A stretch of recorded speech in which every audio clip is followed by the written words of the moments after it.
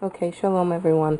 Now, before I begin on our math resources, I forgot to mention in our science resources, we do use the Janice Van Cleve books for our experimenting. We've been using them a lot more this year than previous, and we absolutely love them. Also, kiwi crates. Now, I made a video on these before and I won't get into it, but this is another science resource that we use. Okay, moving on to math.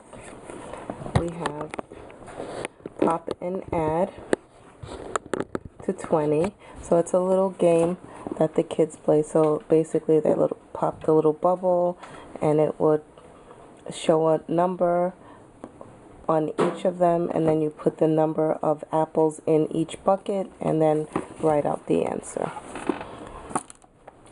We use flashcards for everything. We post them up. We count by 5s, 10s, whatever.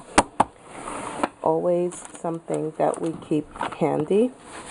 This is a game from the dollar store, Time Bingo. We'll be using this year when we cover time.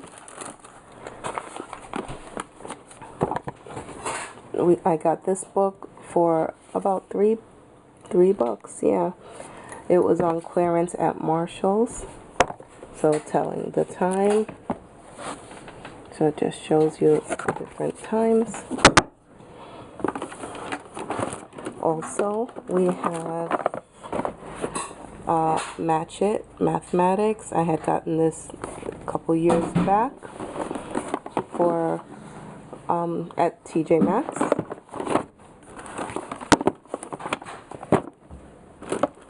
Now, these you've seen us use every now and again with some little glass beads. Actually, what these are magnets. Now, these trays here, you can get, not the blue ones, but the silver ones, you can pick up at the Dollar Tree. They're cookie trays from the Dollar Tree.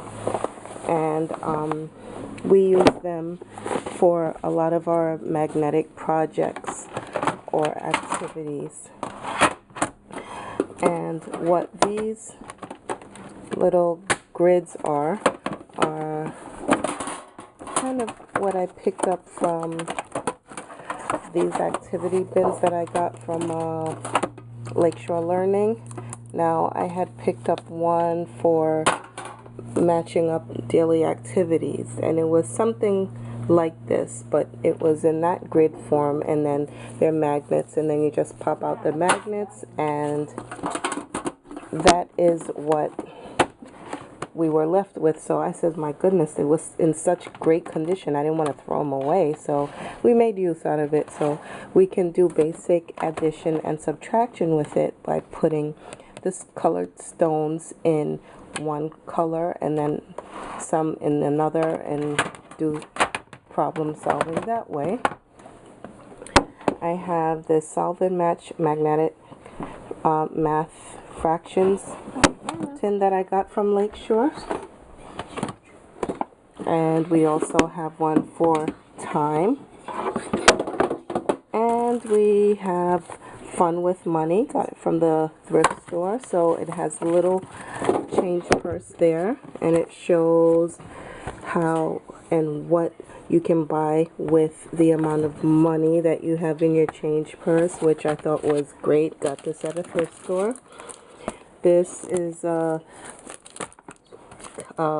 clock that I picked up at the dollar store, Dollar Tree. And we also have file folder games from the Dollar Tree, Monster Time. We have Caterpillar Skip Counting, Radical Rounding, and magnets.